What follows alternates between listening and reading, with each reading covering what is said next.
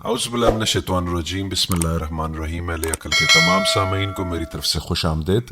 آج ہم آخرت کی سیریز میں پارٹ 8 لینے جا رہے ہیں، جو کہ ابھی آپ کے سامنے پیش ہوگا، جو کہ کنٹینیوٹی ہے پارٹ نمبر 7 کی۔ ذالک الکتاب لا ریب فیہ ھدی للمتقین، اس کتاب میں کوئی شک نہیں، پرہیزگاروں کو راہ دکھانے والی ہے۔ بریکٹ میں اس نے لکھا ہوا ہے اللہ کی کتاب ہونے کا۔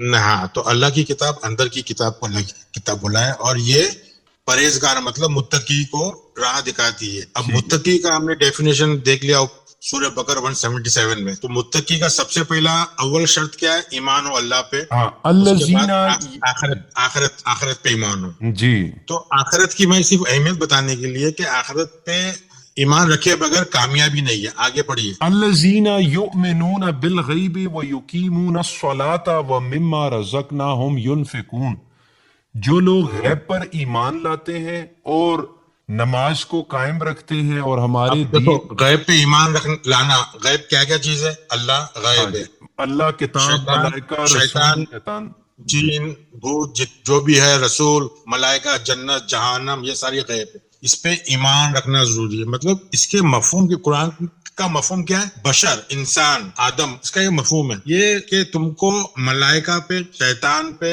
کتاب پہ، یہ ساری چیز غیب کے زمرے میں آ رہی ہے، یہ اس پہ ایمان رکھنا ہے، اللہ رسول کے اوپر، جنت جہنم کے اوپر، تو ہی جا کے آپ کو سمجھ میں آیا کہ آپ یہ ساری چیزوں سے آپ خبردار رہو گے، واقف رہو گے، سمجھو گے، تو ہی آپ کو کامیابی ہوگی۔ اور یہ جو چیز آپ سب سمجھ رہے ہو، اس کو آپ اپنے آپ پہ خرچ کرو گے، مطلب امپلیمنٹ کرو گے، تو ایسے لوگ کامیاب ہوگے۔ تو یہ آیت لینے کا وجہ یہ تھی کہ آخرت کی اہمیت بتانے کی، کہ آخرت پہ ایمان رکھنا کتنا ضروری ہے۔ 27 کا 1 اور 6 پڑھیے آپ، اس میں بھی آپ کو معلوم پڑے گا کہ آخرت پہ ایمان رکھنا کتنا ضروری ہے۔ جی، کون سے کا؟ 27 کی 1 سے 6۔ یہ سر، یہ جو ہے اپنا طاسین، تلک آیات القرآن و کتاب مبین، وبشر للمؤمنین الذین یؤمنون الصلاۃ یقیمون الصلاۃ ویؤتون الزکاۃ وهم بالآخرۃ هم یوقنون ان الذین لا یؤمنون بالآخرۃ زینا لهم اعمالهم فهم یامہون اولئک الذین لهم سواء العذاب وهم فی الآخرۃ هم الخاسرون۔ یہی ہے سر؟ جی جی۔ وَإِنَّكَ لِتُلْقَى الْقُرْآنَ مِن لَدُنْ حَكِيمٍ عَلِيمٍ۔ تو اب اس کا ترجمہ پڑھیے کہ اس میں آخرت سمجھ میں آئے گی۔ طاسین، یہ آیتیں ہیں قرآن کی، بریکٹ میں یعنی واضح اور روشن کتاب کی، ہدایت اور کتاب مبین۔ اب ایک چیز لیتے ہیں، یہ القرآن کتاب مبین بتایا ہے، قرآن کے ساتھ میں واو آیا ہے، تو یہ الگ چیز نہیں ہے کہ قرآن اور کتاب مبین نہیں ہے، یہ واو کو پڑھو، واو دنیا اور آخرت میں بھی واو آتا ہے، دنیا و آخرت، تو واو کے مطلب ہے وہ مزید طور پہ سمجھا رہا ہے، قرآن کو سمجھا رہا ہے کہ قرآن کیا چیز ہے؟ کتاب مبین۔ یہ واو الگ نہیں کر رہا ہے، یہ القرآن کے معنی سمجھا رہا ہے۔ قرآن کیا چیز ہے؟ کتاب مبین۔ اور کتاب مبین کے کیا مطلب ہے؟ جو کتاب جس کو کوئی ترجمے کی ضرورت نہیں ہے، کوئی لغت قاموس کی ضرورت نہیں ہے، کوئی گرامر کی ضرورت نہیں ہے، یہ کتاب ایسی ہے، مبین مطلب کسی اور روشنی کی ضرورت نہیں ہے، باہر سے کسی چیز کی ضرورت نہیں ہے۔ ہاں، تو یہ جو 114 والی سورہ کی جو کتاب ہے، اس کو نہیں بول رہا ہے وہ، یہ اندر کی کتاب ہے جو خود کی مادری زبان میں ہے، جس کو وہ مبین ہے، اس کو سمجھنا ہے۔ تو یہ بتائیں، یہ آیتیں ہیں، ان آیتوں کو ہم سمجھتے نہیں، تو میرا مطلب ہے یہاں ایک چیز کو سمجھانے میں اندر بہت ساری چیزیں آ جاتی ہیں۔ اب میں واو کو یہاں سمجھا رہا ہوں، واو کو سمجھانے کا مقصد کہ دنیا اور آخرت جہاں جہاں بھی لفظ ہے، وہاں واو کے مطلب دنیا کے مطلب ہی بتا رہا ہے، دنیا ہی آخرت ہے، جیسا یہاں بتایا قرآن کے مطلب کتاب مبین ہے۔ تو اب کتاب مبین میں کیا کیا چیز ہے؟ ہدایت ہے، آپ پڑھیے۔ ایمان والوں کے لیے ہدایت اور خوشخبری ایمان والوں کے لیے۔ جی، پھر جو نماز قائم کرتے ہیں اور زکوٰۃ ادا کرتے ہیں اور آخرت پر یقین رکھتے ہیں۔ پھر واپس آ گیا آخرت، پہلے آخرت پہ یقین رکھنا بہت ضروری ہے، آخرت پہ یقین رکھنا بہت ضروری ہے۔ یہ اس کو ہم جوڑ رہے ہیں کتاب مبین سے بھی، کہ یہ کتاب کو سمجھنا ضروری ہے۔ کتاب کب سمجھ میں آئے گی؟ جب ہم صلاۃ قائم کریں گے۔ صلاۃ قائم کرنا مطلب جب ہم کتاب سے جڑیں گے، جب کتاب سے جڑیں گے تو ہمارے میں گروتھ ہوگی، ہمارے میں ترقی ہوگی، اس ترقی کو زکوٰۃ بولا ہے۔ جب اندر سے ترقی ہوگی تو ذکی نفس ذکی ہوگا, سمجھے, اور آخرت میں یقین رکھنا. اس کے بعد 4 نمبر پہ آ جاؤ. جی, جو لوگ قیامت پر ایمان نہیں لاتے ہم نے انہیں ان کے کرتوت زینت دار کر دکھائے ہیں, پس وہ بھٹکتے پھرتے ہیں. بہت امپورٹنٹ ہے. کون لوگ, قیامت لفظ نہیں ہے وہاں آخرہ لفظ ہے, بالآخرہ. جو آخرت پہ کون ایمان نہیں لے کے آتے؟ جن کو دنیا کی چمک دمک زیادہ اٹریکٹ کرتی ہے. دیکھو یہاں آخرت کو ڈیفائن کیا ہے, بتایا, سمجھایا ہے. جن کو زینت, کیا لفظ ہے یہاں, جن کو زینا, ہاں, جن کو دنیا کی چمک دمک, اردو میں کیا لکھا ہے, زینت دار کر دکھائے ہیں. ہاں, یعنی جن لوگوں کو چمک دمک اندھا کر دیتی ہے تو وہ اندھے کی طرح بھٹکتے ہیں. تو یہاں اس آیت میں ذرا مجھے مدد کرنا. ٹھیک ہے, میں آپ کی یہ توجہ آیت پہ اس لیے بول رہا ہوں کہ اس میں بتایا ہے کہ کون لوگ بھٹکتے رہتے ہیں. لفظ ہے وہاں زینا, زینا کیا مطلب ہے, جو چیز اچھی لگے, زینت, چمک دھمک, ان کے خود کے جو عمل ہے نا وہ اچھے لگتے ہیں اور اسی میں وہ بھٹکتے ہیں. وہی لوگ ہیں جو آخرت پہ ایمان لے کے نہیں آتے. یہ بہت امپورٹنٹ آیت ہے, اس لیے میں بول رہا ہوں. پھر آگے پڑھیے 5ویں میں. یہی لوگ ہیں جن کے لیے برا عذاب ہے اور آخرت بھی وہ سخت نقصان یافتہ ہے. ہاں, خاسرون, ان کو خسارہ ہے. اور پھر 6 میں کیا ہے کہ تم کو بے شک قرآن ملا تھا. بے شک آپ کو اللہ حکیم و علیم کی طرف سے قرآن سکھایا جا رہا ہے. جی, تو کتنا امپورٹنٹ ہے یہ. آپ 6 آیت کے اندر آپ یہ دیکھو کہ آخرت کتنی بار آ گئی ہے. یہ پورا ڈیفینیشن ہے آپ کو کہ آخرت کیا چیز ہے. پہلے سورہ بقرہ میں 1 سے 5 میں بھی ہم نے پڑھا کہ آخرت پہ ایمان رکھنا ضروری ہے.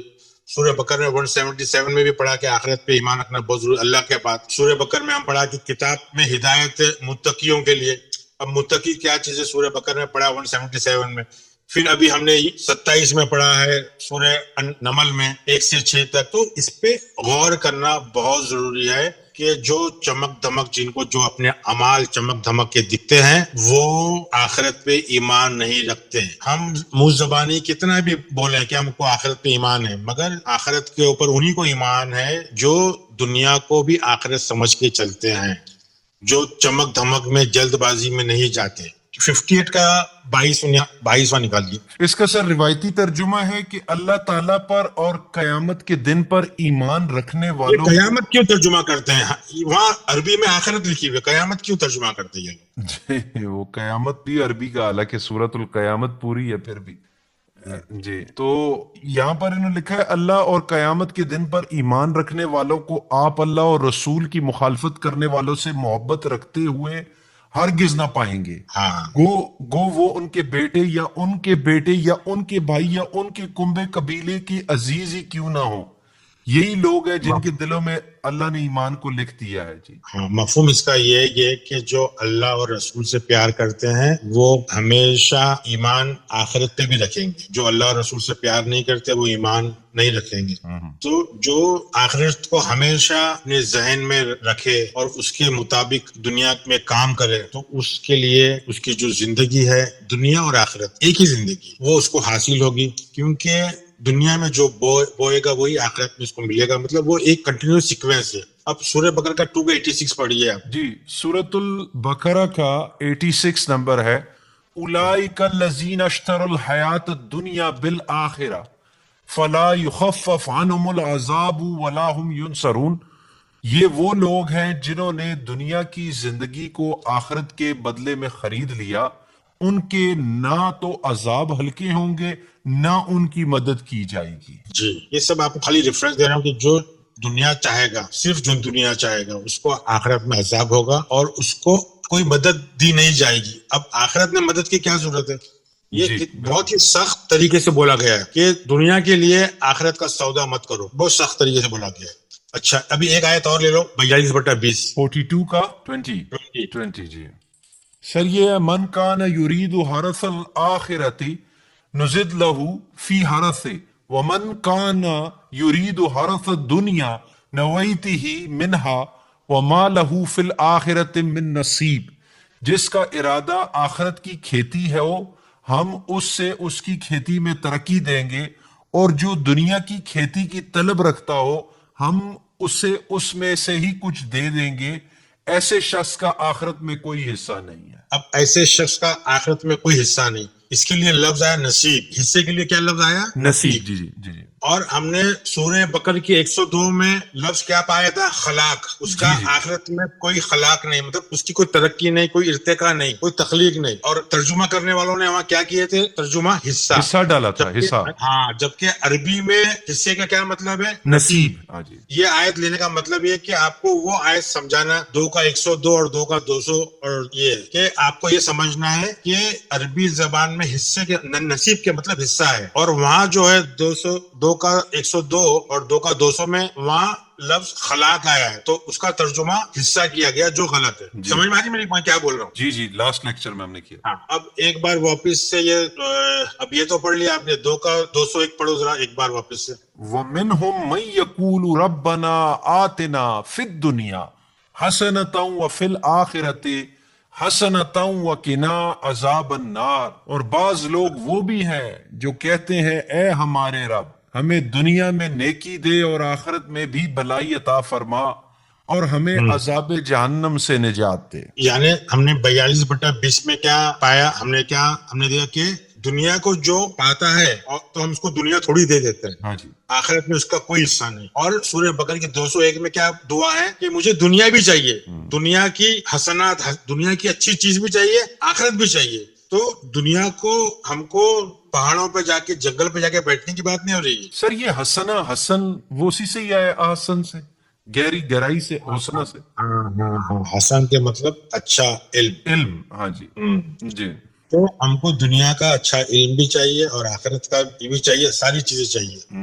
اور میں ایک مشہور آیت ایک اور لے لوں. سورہ ال عمران ہے نا، تیسرا سورہ 185. جی. 3 کا 185 ہے جی. ہاں.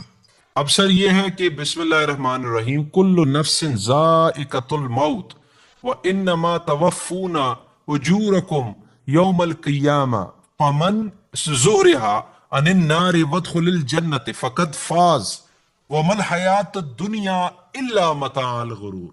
ہر جان موت کا مزہ چکھنے والی ہے اور قیامت کے دن ہم اپنے بدلہ پورے دیا جاؤ گے. پس جو شخص آگ سے ہٹا دیا جائے گا اور جنت میں داخل کر دیا جائے گا بے شک وہ کامیاب ہو گیا، اور دنیا کی زندگی تو صرف دھوکے کی جنس ہے. یعنی عام ترجمہ میں کیا لکھا ہوا ہے؟ یہ جو لفظ جو یہاں جو غور کرنے کی جو چیز ہے نا، وہ لفظ ہے ذائقتو. لفظ کیا ہے؟ اب انہوں نے کیا لکھے کہ ہر جان کو، ہر نفس کو موت کا مزہ چکھنا ہے. اصل میں اس کا مطلب کیا ہے کہ ہر جان کو، ہر نفس کو، ہر جان موت کا مزہ چکھ رہی ہے. اس میں فاعل ہے ذائقتو، جو اس میں فاعل ہے ایکٹیو پارٹیسپل ہے، چکنا نہیں ہے، چکھتی رہے گی. ہاں چک رہی ہے آلریڈی. یعنی اس کو سمجھنا مشہور آیت ہے، مگر لوگ بولتے ہیں کہ بھائی کل نفس ذائقۃ الموت، یعنی ہر موت کو مزہ چکنا ہے نہیں. سر ایسے بھی کہا جاتا ہے نا کہ ذائقے کو موت ہے، ذائقے کو زوال ہے نا. ہاں، تو یہ چیز یہ بتا رہے ہیں کہ ہر نفس جو ہے وہ موت کا مزہ چک رہی ہے. کبھی ہماری ضمیر مر جاتا ہے، کبھی ہم زندہ ہو جاتے ہیں، کبھی مر جاتا ہے، کبھی زندہ. تو کنٹینیوس پروسیس چک رہی ہے. اور یہ حالت، یہ اس میں مرفوع ہے، حالت بتا رہی ہے، نومینیٹو کیس. تو ہم کو یہ سمجھنا ہے گرامر تھوڑا سا کہ بھائی یہ مزہ چک رہی ہے، چکنا نہیں ہے. آلریڈی ہم چک رہے ہیں مزہ، مگر ہم غافل ہیں، ہم کو پتا ہی نہیں. اور اگلا آیت کا جملہ کیا ہے کہ تمہیں تمہاری اجرت سے ہمیشہ گزرنا پڑے گا. یعنی ہر کسی کو اس کے جرم کی بھرپائی کرنا پڑے گی. وہ سمجھا رہا ہے کہ مرنا اور کیا ہے، نفس کو مزہ کیا چکنا ہے، کیونکہ ہم ہر سانس میں اپنی اجرت، ہمارا جو بھاڑا ہے، جو کرایہ ہے، جو زندگی کا، اس کی بھرپائی کر رہے ہیں. ایک ایک ایٹم کا حساب ہو رہا ہے، ایک مکافات کا حساب. جو جیسا کرے گا وہ ویسا بھرے گا. اس کے مطلب یہ ہر ایک کو اپنے حساب سے اپنے اس کا معاوضہ ملے گا. سمجھے؟ یہی ہماری قیامہ ہے. قیامہ مطلب قائم رہے گا، یہ ہمیشہ قائم رہے گا. اسے قرآن نے یوم القیامہ کہا ہے. حساب کتاب ہمیشہ قائم ہوگا، ہر لمحے روزانہ یہ واقعہ، یہ حادثہ ہمارے ساتھ ہوتا رہے گا. قیامت روزانہ کا حادثہ ہے. یہ کوئی 100 سال 200 سال 1000 سال 10,000 سال آنے والی اس کی بات نہیں ہو رہی ہے. یہ ذائقہ موت کا چک رہی ہے. ڈیلی قیامت ہو رہی ہے، ڈیلی ہم کو ہمارا اجرت ہم کو مل رہی ہے. اس آیت کو سمجھنا بہت ضروری ہے. اس کے لیے دنیا اور آخرت میں دونوں میں نار ہے. جنت کو مطلب ایک جو نور کی قسمت ہوتی ہے وہ جنت کی کیا کیفیت ہے، اور نار کی قسمت ہے وہ زندگی دنیا کی جب جہنم ہو جاتی ہے. تو روزانہ ہم کبھی جنت میں جاتے ہیں، کبھی نور میں آتے ہیں، کبھی نار میں آتے ہیں. جو جنت میں چلے جاتا ہے وہ کامیاب ہو جاتا ہے، ہمیشہ رہتا ہے وہاں. اگر ہمیشہ نہیں رہتا ہے، آدم علیہ السلام کی طرح گناہ کرتا ہے تو واپس سے جہنم میں آ جاتا دنیا میں، ہے نا. ہم نے جو قصے کہانی ہے کہ جنت میں جا کے واپس آ گئے، جنت میں بھی شیطان نے بھڑکا دیا تھا. جنت میں شیطان کا کیا کام ہے؟ برانچز کے قریب جاتا ہے، ڈویژن. جی جی ہاں، یعنی وہ شجر کے قریب تک اپنے لڑائی جھگڑے کے قریب جاتا ہے. تو جنت جہنم آپس میں ساری چیز اندر ہی ہے، اندر کی کیفیت ہے. اور پھر اسی آیت میں قرآن کہتا ہے کہ دنیا جو ہے جھوٹ و فریب ہے. تو ہم سب کو غور و فکر کرنا چاہیے کہ یہ بات کہاں تک صحیح ہے کہ دنیا ہم کو لگ رہی ہے جھوٹ و فریب دنیا کے لیے، تو دنیا کیا ہم کام کر رہے ہیں جبکہ قرآن بول رہا ہے کہ یہ جھوٹ و فریب ہے. تو یہ بات 100% صحیح ہے اگر جو سوچتا ہے، غور فکر کرتا ہے کہ دنیا ایک دھوکہ ہے، فریب ہے. آج ہم بات کر رہے ہیں، بات کرتے کرتے ہو سکتا ہے ہارٹ اٹیک آ جائے. تو یہ جو چیز ہاتھ میں نہیں، ہمارے جو چیز ہاتھ سے نکلنے والی ہے وہ دھوکہ، وہ فریب ہی، مگر اسی کے پیچھے ہم پڑے ہیں. تو یہ جو آیت 3 کا 185 یہ بہت امپورٹنٹ آیت ہے. جس نے دنیا اور آخرت کو سمجھا، اس کے مطابق چل رہا، وہ کامیاب ہے.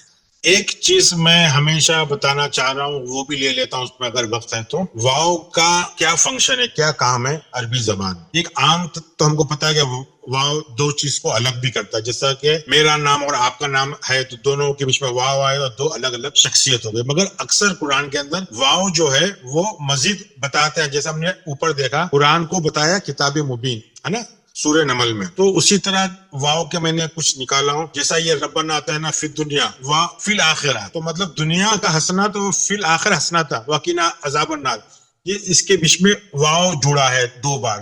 تو یہ دنیا اور آخرت کو دونوں کو مزید طور سے بتا رہا ہے. دنیا کے مطلب ہی واو بتا رہا ہے کہ دنیا اور آخرت ایک ہی ہے. دنیا پہلے ہے، اس کو سمجھا رہا ہے پہلے کے لفظ کو کہ آخرت ایک جیسی ہے، دونوں ایک ہی ہے. تو ایک مثال اور دیتا ہوں 6 کا 89، جہاں بتایا ہے کہ کتاب واو حکم واو نبوت، یہ 3 چیز کو واو سے جوڑا گیا ہے. مطلب کتاب جو ہے وہی اللہ کا حکم ہے اور وہی نبوت ہے، کوئی شخصیت نہیں. اگر آپ کو دیکھنا ہے تو 6 کا 89 دیکھ لو، بہت اچھی آیت ہے. یعنی کتاب اور حکم اور نبوت تینوں ایک ہی ہے. جی اولئک الذین آتیناہم الکتاب والحکمہ والنبوہ. ہاں جی فَإِن یکفر بہا. جی الگ نہیں کر رہا ہے، الگ نہیں کر رہا ہے. کتاب الگ ہے اور اللہ کا حکم الگ ہے. کتاب ہی اللہ کا حکم ہے اور اللہ کا حکم ہی نبوت ہے. اور یہ کس کے لیے بول رہا ہے؟ ہمارے لیے بول رہا ہے. فَإِن اگر یکفر ہم بہا سمجھے تو ہؤلاء فقط وقلنا بہا قوما لیسوا بہا بکافرین. یہاں پہ تو انہوں نے پاسٹ میں کر دیے، وہ لوگ ایسے تھے کہ ہم نے ان کی کتاب اور حکمت اور نبوت عطا کی. نہیں نہیں نہیں نہیں نہیں، یہ نبو ہماری بات کر رہا ہے. کتابی حکم حکومی نبوت ہے، اور جن کو یہ نہیں مارے وہ کفر ہے. ہم اگر کتاب کو حکم نہیں مانتے اور نبوت کو نہیں مانتے تو وہ کفر ہے. ایک ہی چیز ہے. تو ہم نہ کتاب سے واقف ہے نہ اللہ کے حکم سے واقف ہے. ہم نے سب کو الگ کر دیا. ہم نے کتاب سمجھا الگ ہے، حکمت نہیں ہے اس میں حکم نہیں ہے. حکم کو بتا دیا حدیث ہے، اور نبوت کو بتایا کہ نبوت ختم ہو گئی. یہ ساری کی ساری اندر کی باتیں ہیں. 57 کا 25 اور 42 کا 17 میں بھی یہی ہے. کتاب اور میزان کو ہم نے نازل کیا ہے. تو اللہ نے نازل کیا ہے کتاب کو اور میزان. میزان مطلب ترازو. ترازو کو کوئی عثمان اپنے آسمان سے نہیں نازل کیا ہے.